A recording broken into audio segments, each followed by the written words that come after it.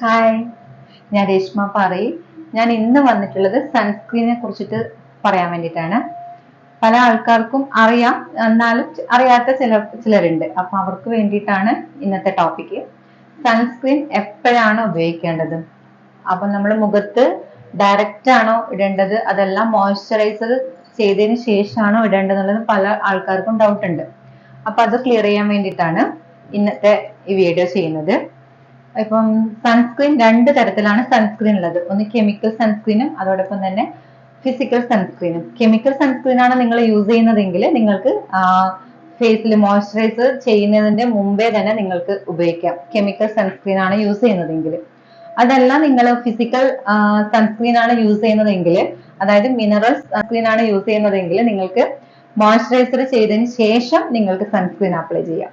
Okay, അപ്പൊ ഈ രണ്ട് സൺസ്ക്രീനും ഏതൊക്കെയാണെന്നുള്ളത് നിങ്ങൾക്ക് ഡൗട്ട് വരും അല്ലെ? അത് ഞാൻ നെക്സ്റ്റ് വീഡിയോയിൽ വിശദമായിട്ട് തന്നെ ഞാൻ പറയുന്നതാണ്.